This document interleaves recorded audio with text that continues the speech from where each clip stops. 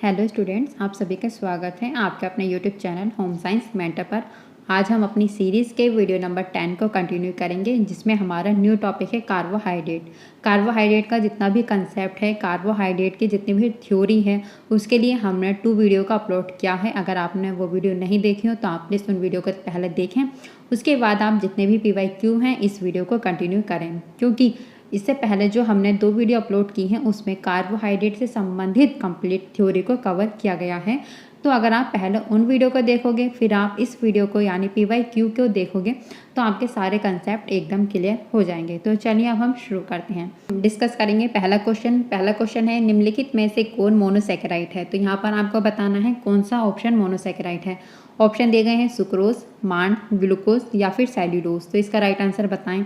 देखिए, मोनोसैकेराइड क्या है इसे हम डिटेल में अपनी वीडियो में पढ़ चुके हैं। अगर आपने वीडियो ना देखी हो तो प्लीज़ आप पहले उन वीडियो को ज़रूर देखें, उसके बाद आपको ये क्वेश्चन आसानी से सॉल्व कर पाओगे। तो मोनोसैकेराइड बताएं, मोनोसैकेराइड क्या है। मोनोसैकेराइड वो होते हैं जो कि एक शुगर से मिलकर बने होते हैं। तो मोनोसैकेराइड की ट्रिक होती है GFG, means glucose, fructose and galactose. ये किसकी ट्रिक है? ये होती है मोनोसैकेराइड की। तो आप ऑप्शन में बताएं कि आपको ऑप्शन में क्या मिला है। तो इसका राइट आंसर है option number C, means glucose. Glucose is the right answer. तो ग्लूकोज क्या है? ग्लूकोज एक मोनोसैकेराइड है। बाकी आप यहाँ पर इसका चार्ट देख सकते हो। कार्बोज 3 टाइप के होते हैं, monosaccharide, disaccharide and polysaccharide. Monosaccharide क्या है? मोनोसैकेराइड वे होते हैं जो एक शुगर से मिलकर बने होते हैं। डाइसैकेराइड वे होते हैं जो 2 मोनोसैकेराइड से मिलकर बनते हैं। एंड पॉलीसैकेराइड ये हैं 3 मोनोसैकेराइड या फिर 3 से अधिक मोनोसैकेराइड से मिलकर बनते हैं। पॉलीसैकेराइड सबसे जटिल कार्बोज होती है। बाकी यहाँ पर इनके एग्जाम्पल दिए गए हैं, इन सभी को हम डिटेल में अपनी वीडियोस में कवर कर चुके हैं। नेक्स्ट क्वेश्चन है, मानव शरीर के कौन से अंग ग्लूकोज को ग्लाइकोजन के रूप में संग्रहित रखते हैं। ऑप्शन है फेफड़े एवं अमाशय, यकृत एवं मांसपेशियाँ, अमाशय एवं मांसपेशियाँ या फिर छोटी आंत एवं यकृत। तो इसका राइट आंसर बताएं, राइट आंसर क्या होगा। तो मानव शरीर के किस अंग में ग्लूकोज ग्लाइकोजन के रूप में स्टोर रहता है। तो इसका राइट आंसर है ऑप्शन नंबर बी, यकृत एवं मांसपेशियों के रूप में स्टोर रहता है। तो ये कैसे स्टोर रहेगा, इन सबको हम पढ़ चुके हैं।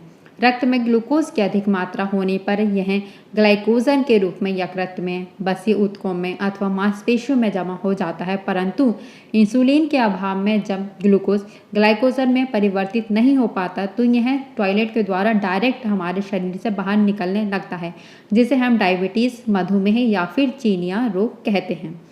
तो ग्लूकोज किस में पाया जाता है? ग्लूकोज अंगूर, शहद, मीठे फल, शक्कर, गुड़, चुकंदर, आलू, अदरक, इन सभी के अंदर ग्लूकोज पाया जाता है। तो इसका राइट आंसर है ऑप्शन नंबर बी, यकृत एवं मांसपेशियों में ग्लूकोज ग्लाइकोजन के रूप में स्टोर रहता है।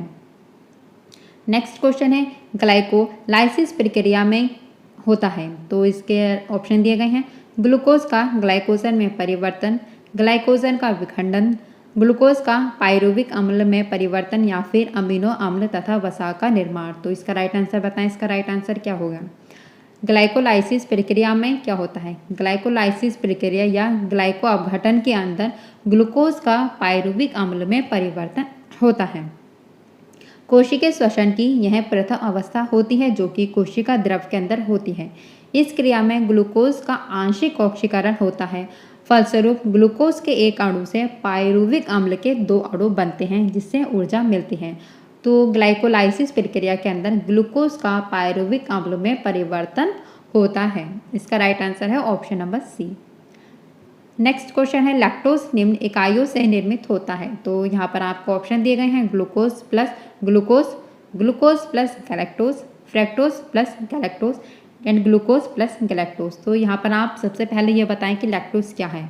देखें, लैक्टोज को दूध शर्करा भी कहा जाता है। लैक्टोज यह मिल्क से प्राप्त होती है। लैक्टोज क्या है? लैक्टोज डाइसैकेराइड है। डाइसैकेराइड मीन्स यह 2 मोनोसैकेराइड से मिलकर बनती है। तो वहीं आपसे पूछा गया है कि लैक्टोज निम्न इकाइयों से बनता है, जिसमें कि आपको बताना है वो 2 मोनोसैकेराइड कौन से हैं। तो वो 2 मोनोसैकेराइड हैं ग्लूकोज एंड गैलेक्टोज। तो इसका राइट आंसर है option number B. Next question है, शरीर के ग्लूकोज की संग्रहित अवस्था है। ऑप्शन दिए गए हैं, ग्लिसरॉल, ग्लाइकोजन, गैलेक्टोज या फिर ग्लूकागोन। तो इसका राइट आंसर बताएं, इसका राइट आंसर क्या है। देखिए, शरीर में ग्लूकोज की संग्रहित अवस्था को ग्लाइकोजन कहते हैं, क्योंकि जब हमारे शरीर में ग्लूकोज ज़्यादा हो जाता है तो वह ग्लाइकोजन के रूप में लीवर तथा मसल्स में स्टोर रहता है। तो किस रूप में स्टोर रहता है वही बताना है। तो ग्लूकोज ही है ग्लाइकोजन के रूप में स्टोर रहता है। तो इसका राइट आंसर है option number B. Next question है, सूक्ष्म अणु जो शरीर में बहुत जल्दी अवशोषित होते हैं वो क्या हैं। ऑप्शन है पॉलीसैकेराइड, सेल्यूलोज, हेमीसेल्यूलोज या फिर मोनोसैकेराइड। तो इसका राइट आंसर बताएं क्या होगा। देखिए, सूक्ष्म अणु जो शरीर में बहुत जल्दी अवशोषित हो जाते हैं उन्हें हम मोनोसैकेराइड कहते हैं, क्योंकि मोनोसैकेराइड ये एक अणु शुगर से मिलकर बने होते हैं, जबकि पॉलीसैकेराइड ये तो अधिक मोनोसैकेराइड से मिलकर बनते हैं, 3 या 3 से अधिक मोनोसैकेराइड से मिलकर बनते हैं। और हेमीसेल्यूलोज एंड सेल्यूलोज ये पॉलीसैकेराइड का ही भाग है। तो ये तो ऑप्शन नहीं होंगे मोनोसैकेराइड, क्योंकि मोनोसैकेराइड के अंदर ही ग्लूकोज, फ्रैक्टोज एंड गैलेक्टोज आता है, जबकि ग्लूकोज कार्बोज की सरलतम इकाई होती है जो कि डायरेक्ट ब्लड के अंदर अवशोषित हो जाती है। तो इसलिए कहा जाता है कि यह शरीर में बहुत जल्दी अवशोषित हो जाते हैं। तो इसका राइट आंसर है option number D, monosaccharide. Next है, मानव शरीर में स्टार्च के पाचन के लिए सर्वाधिक उत्तरदायी एंजाइम है। ऑप्शन है एमाइलेज, फास्फेटेज, फास्फोराइलेज या फिर काइनेसिस। तो इसका राइट आंसर बताएं क्या होगा। इसका राइट आंसर है option number A, amylase. Starch के पाचन में एमाइलेज नामक एंजाइम महत्वपूर्ण होता है। स्टार्च का पाचन मुख्य रूप से मुख तथा छोटी आंत में होता है। तो स्टार्च के पाचन के लिए सर्वाधिक उत्तरदायी एंजाइम होता है एमाइलेज। इसकी डिटेल हम पहले वीडियो में कवर कर चुके हैं। निम्नलिखित में से कौन सा युग्म सही सुमेल है। तो यहाँ पर आपको सही सुमेल युग्म बताना है, जिसमें कि आपको ऑप्शन में दिया गया है। देखिए, माल्टेज क्या लैक्टोज पर क्रिया करता है? नहीं, माल्टेज माल्टोज पर क्रिया करता है। एमाइलेज ये स्टार्च पर क्रिया करता है। और लाइपेज वसा पर क्रिया करता है। और किशमिश के अंदर प्रोटीन पाई जाती है। तो यहाँ पर ये सभी जो सुमेल हैं ये गलत है, मीन्स इसमें से कोई सा भी राइट आंसर नहीं है। माल्टेज माल्टोज पर क्रिया करता है, एमाइलेज स्टार्च पर क्रिया करता है, लाइपेज वसा पर क्रिया करता है, जबकि किशमिश के अंदर प्रोटीन पाई जाती है। तो यहाँ पर इसका कोई भी सुमेल ठीक नहीं है। तो इसका राइट आंसर है ऑप्शन नंबर डी। नेक्स्ट है, ग्लाइकोप्रोटीन कार्बोहाइड्रेट के एक चर संगठन सहित जैव रासायनिक दृष्टि से महत्वपूर्ण यौगिकों का समूह है। तो ये इसमें बताना है। ऑप्शन दिए गए हैं आपको 1 से 70%, 1 से 80%, 1 से 90% या फिर 1 से लेकर 100% तक। तो यहाँ पर है ग्लाइकोप्रोटीन ये 1 से लेकर 80% तक कार्बोहाइड्रेट के एक चर संगठन सहित जैव रासायनिक दृष्टि से महत्वपूर्ण यौगिकों का समूह होता है। तो इसका राइट आंसर है ऑप्शन नंबर बी।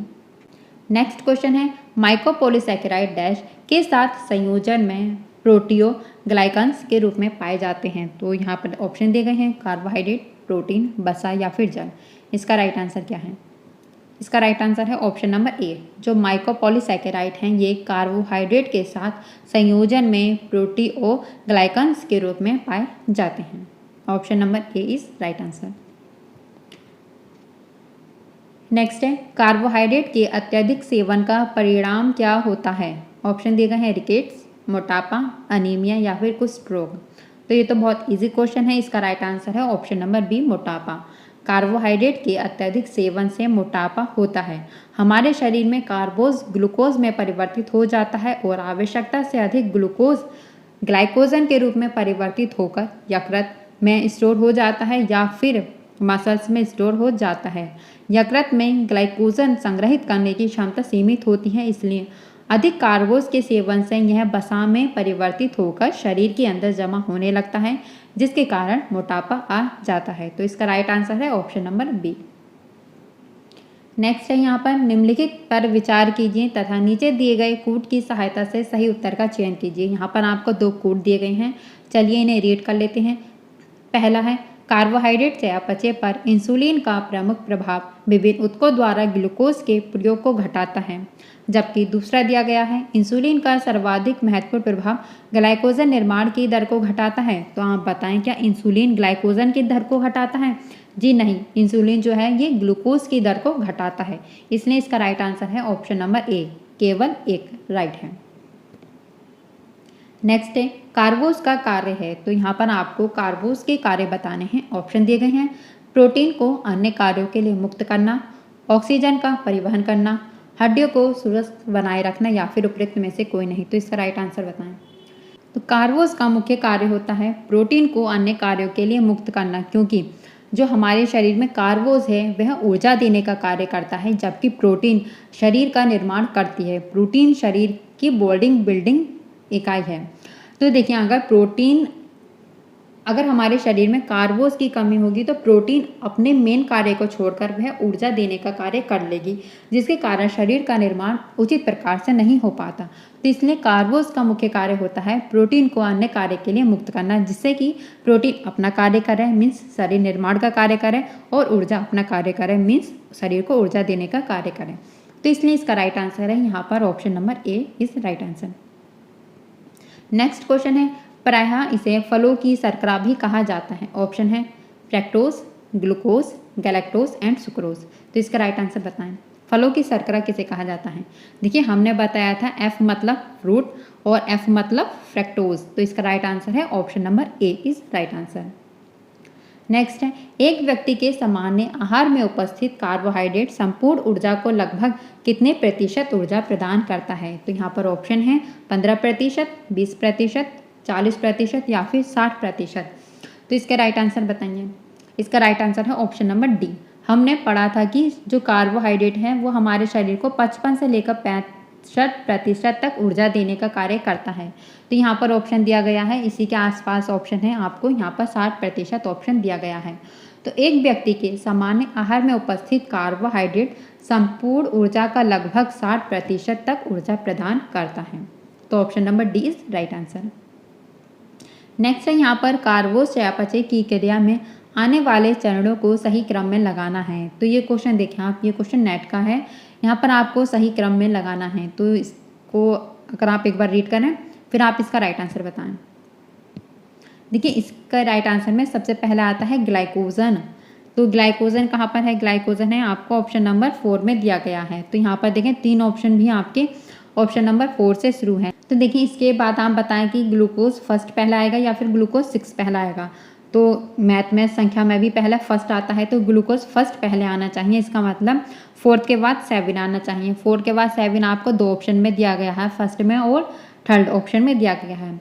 फर्स्ट के बाद आएगा 6, यानी ऑप्शन नंबर 6 फिर उसके बाद आना चाहिए, मीन्स 4, 7 एंड 1। 4, 7 एंड 1 इन दोनों ही ऑप्शन में आपको दिया गया है।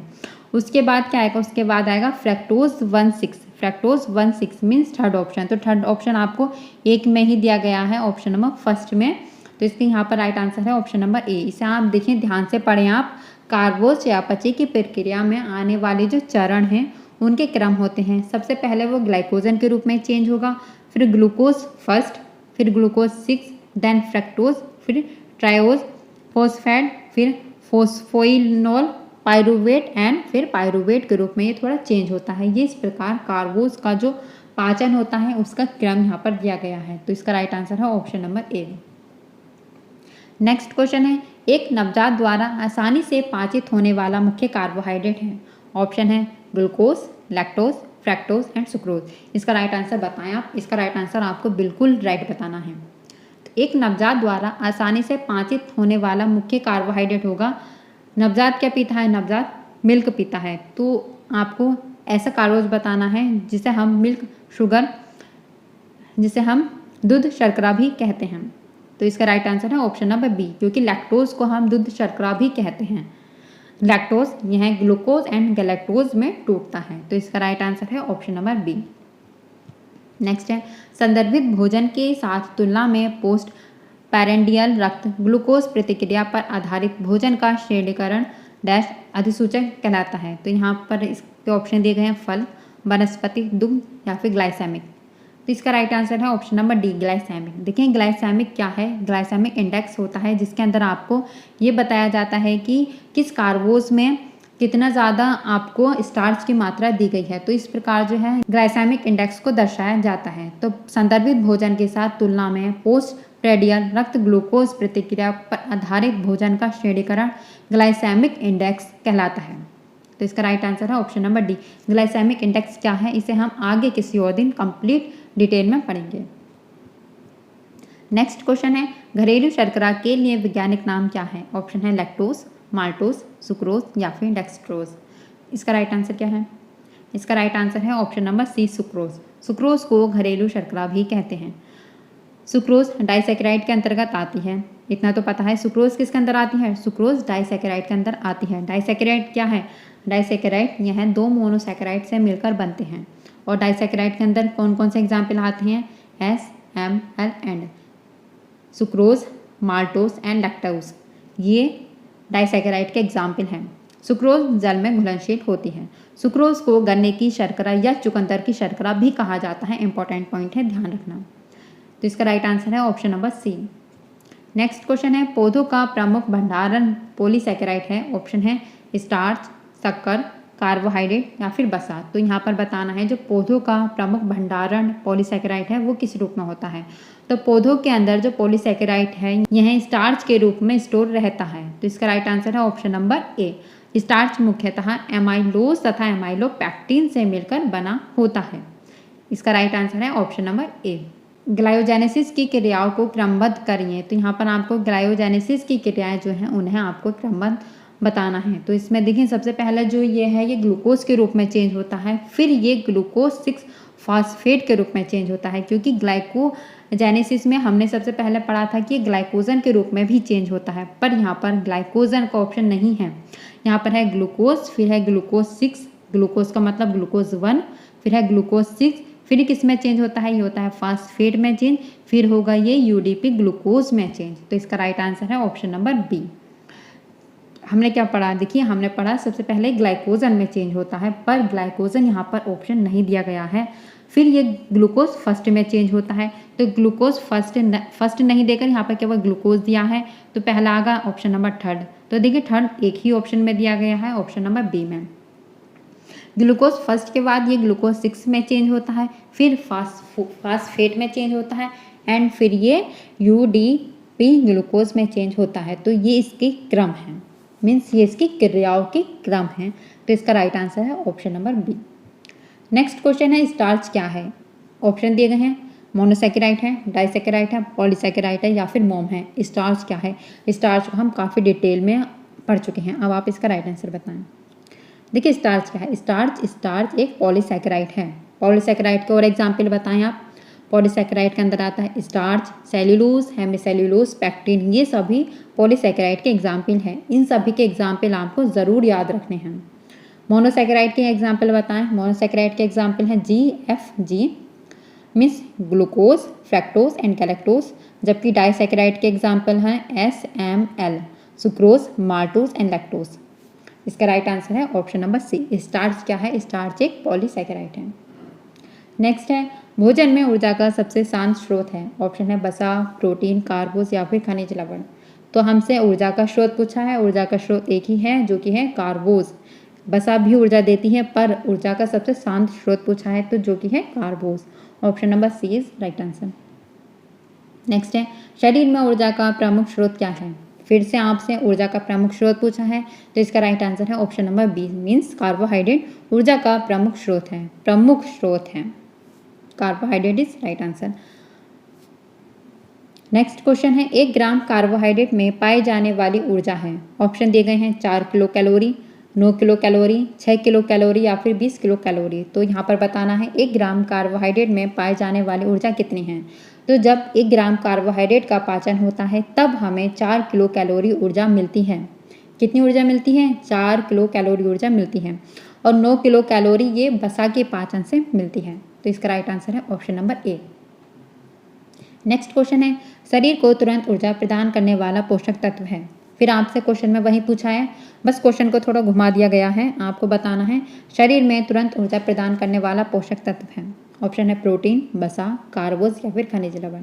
तो इसका राइट आंसर है ऑप्शन नंबर सी, क्योंकि आपसे क्वेश्चन में ऊर्जा प्रदान करने वाला प्रमुख पोषक तत्व पूछा है। तो इसका राइट आंसर है कार्बोहाइड्रेट। नेक्स्ट क्वेश्चन है, शर्करा को वर्गीकृत किया गया है किस रूप में? बताएं। ऑप्शन है विकारी खाद्य में, अर्धविकारी खाद्य में, गैर विकारी खाद्य में या फिर सुविधाजनक विकारी खाद्य में। तो शर्करा को गैर विकारी खाद्य के रूप में वर्गीकृत किया गया है। शर्करा के कई रूप होते हैं, जैसे कि फल शर्करा, दूध शर्करा, जवा शर्करा। जवा शर्करा का आप दूसरा नाम बताएं, इसे क्या कहते हैं? जवा शर्करा को माल्टोज भी कहा जाता है।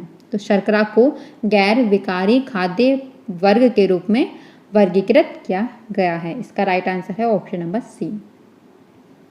नेक्स्ट क्वेश्चन है, निम्नलिखित में से किसका प्रतिशत दूध में अधिक होता है? ऑप्शन दिए गए हैं प्रोटीन, वसा, कार्बोहाइड्रेट या फिर खनिज लवण। तो यहाँ पर बताना है दूध में अधिक प्रतिशत। तो दूध के अंदर कार्बो सर्वाधिक मात्रा में होता है, वो भी लैक्टोज के रूप में। दूध के अंदर कार्बोहाइड्रेट लैक्टोज के रूप में पाई जाती है। लैक्टोज को दूध शर्करा भी कहते हैं। इसका राइट आंसर है option number C. Next question है, ब्रान किसका एक अच्छा स्रोत होता है? ऑप्शन दिए गए हैं कार्बोहाइड्रेट एवं प्रोटीन, कसेलापन और खनिज, बी ग्रुप विटामिन और कसेलापन, या फिर बी ग्रुप विटामिन और प्रोटीन। देखिए ब्रान क्या है? ब्रान जैसे कि अनाज की जो बाहरी परत होती है उसे हम ब्रान कहते हैं। जो सबसे बाहर वाली लेयर होती है उसे ब्रान कहा जाता है। तो इसके अंदर क्या होता है? इसके अंदर होता है कार्बोहाइड्रेट और प्रोटीन। ब्रान के अंदर कार्बोहाइड्रेट और प्रोटीन होता है। नेक्स्ट है, मनुष्य 10 किलो कैलोरी ऊर्जा प्राप्त करता है। देखिए जब मनुष्य को 10 किलो कैलोरी ऊर्जा प्राप्त होगी, इसका मतलब उस व्यक्ति ने कितने ग्राम कार्बोहाइड्रेट को ग्रहण किया है। देखिए जब हमें पता है 1 ग्राम कार्बोहाइड्रेट से हमें 4 किलो कैलोरी मिलती है, 2 ग्राम कार्बोहाइड्रेट से 8 किलो कैलोरी हो गई, ठीक है। और जब हमें 1 से 4 मिलती है तो फिर आधे से कितनी मिलेगी? आधे से मिलेगी 2। तो फिर कितनी हो गई? 8 और 2 10, क्योंकि देखिए 2 से हमें 8 मिल गई, आधे से हमें 2 मिली। तो इसका राइट आंसर होगा 2.5 ग्राम कार्बोहाइड्रेट से हमें 10 किलो कैलोरी ऊर्जा मिलती है, क्योंकि 1 ग्राम कार्बोहाइड्रेट से हमें 4 किलो कैलोरी मिली, 2 से 8 हो गई और आधे से हमारी 2 हो गई। तो ये देखिए ये कितना हो गया? 2.5 ग्राम कार्बोहाइड्रेट से हमें 10 किलो कैलोरी ऊर्जा मिलती है। नेक्स्ट है, सभी प्रकार की शर्करा का सरलतम रूप है। ऑप्शन दिए गए हैं fructose, galactose, glucose and lactose. तो सभी प्रकार के शर्करा का देखिए सरलतम रूप पूछा है। सरलतम रूप कार्बोज का एक ही है जिसे ग्लूकोज कहा जाता है। इसका राइट आंसर है option number C, glucose. Next question है, कार्बोहाइड्रेट का प्रत्येक ग्राम देता है। ऑप्शन है 4 किलो कैलोरी, 5 कैलोरी, 7 कैलोरी या फिर 9 कैलोरी। तो यहाँ पर बताना है प्रत्येक ग्राम 4 कैलोरी ऊर्जा देता है। कैसे, ये हम सभी पढ़ चुके हैं डिटेल में। नेक्स्ट क्वेश्चन है, खमीरीकरण बढ़ाती है। ऑप्शन है पाचनशीलता, विटामिन ए, कैल्शियम या फिर कुल प्रोटीन। यहाँ पर बताना है खमीरीकरण की प्रक्रिया क्या बढ़ाती है। तो इसका राइट आंसर है ऑप्शन नंबर ए, खमीरीकरण की प्रक्रिया पाचनशीलता को बढ़ाती है। नेक्स्ट क्वेश्चन है, निम्न में से आहारीय रेशे का सर्वोत्तम साधन है। यहाँ पर रेशे के बारे में पूछा है। ऑप्शन दिए गए हैं हरे मटर, अनार, ताज़ी खजूर या फिर भिंडी। तो रेशे हमारी बॉडी में क्या कार्य करते हैं? देखिए रेशे हमारी बॉडी में कब्ज को दूर करते हैं। रेशे हमारी बॉडी में भोजन को आगे खिसकाने का कार्य करते हैं, वह कब्ज से राहत पहुंचाते हैं। तो इसका राइट आंसर है ऑप्शन नंबर ए, जो रेशे का सर्वोत्तम साधन होता है वो होते हैं हरे मटर। नेक्स्ट क्वेश्चन है, यहाँ पर आपको जो भोज्य पदार्थ हैं उनके तंतु के अनुसार इन्हें अवरोही क्रम में बताना है। तो इसका राइट आंसर आप बताएं। अवरोही का मतलब होता है बड़े से छोटा। क्या? बड़े से छोटा मीन्स ज़्यादा से कम की ओर जाना, ये अवरोही क्रम बताना है। तो देखिए इसके अंदर जो साबुत चना है उसमें सबसे ज़्यादा कार्बोस होता है, फिर गेहूं में होता है, फिर चीकू में, मेथी में एंड देन केले के अंदर होता है। तो इसका राइट आंसर है यहाँ पर ऑप्शन नंबर डी। सबसे ज़्यादा जो कार्बोस है वो साबुत चने के अंदर होता है, फिर गेहूं में होता है, फिर चीकू में, फिर मेथी में और फिर जो लास्ट है वो है केला। तो इसका राइट आंसर है ऑप्शन नंबर डी। नेक्स्ट है, पॉलीसैकेराइड में निम्न शर्करा आती है। पॉलीसैकेराइड का पूछा है, इसे आपको इस क्वेश्चन को आपको बिल्कुल भी गलत नहीं करना है। ऑप्शन दिए गए हैं स्टार्च, पैक्टिन या फिर ग्लाइकोजन या फिर उपयुक्त सभी। तो इसका राइट आंसर बताएं। देखिए पॉलीसैकेराइड के अंदर कौन कौन सी शर्कराएं आती हैं? पॉलीसैकेराइड के अंदर आता है starch, cellulose, hemicellulose, pectin and glycogen. Glycogen भी पॉलीसैकेराइड के अंदर आती है, इसे हम डिटेल में पढ़ चुके हैं ग्लाइकोजन को भी। इसका राइट आंसर है ऑप्शन नंबर डी, उपयुक्त सभी। पॉलीसैकेराइड के अंदर ये सभी आती हैं। ग्लाइकोजन हमारे शरीर के अंदर 550 ग्राम स्टोर होता है, जिसके अंदर ये 350 ग्राम हमारी मसल्स में स्टोर रहता है, जबकि 200 ग्राम ये लीवर के अंदर स्टोर रहता है। कौन? ग्लाइकोजन। इसका राइट आंसर है ऑप्शन नंबर डी, उपयुक्त सभी। ये सभी पॉलीसैकेराइड के एग्जाम्पल हैं। तो आज के लिए इतना ही। हमने कार्बोहाइड्रेट की थ्योरी प्लस कार्बोहाइड्रेट से संबंधित जितने भी PYQ हैं उन सभी को हमने कवर कर लिया है। तो हमारे कार्बोहाइड्रेट कंप्लीट हो चुका है। तो अगर आपको ये वीडियो पसंद आई हो तो प्लीज़ आप हमें कमेंट करके ज़रूर बताएं। वीडियो को लाइक करें, वीडियो को शेयर करें एंड चैनल को सब्सक्राइब ज़रूर करें। धन्यवाद।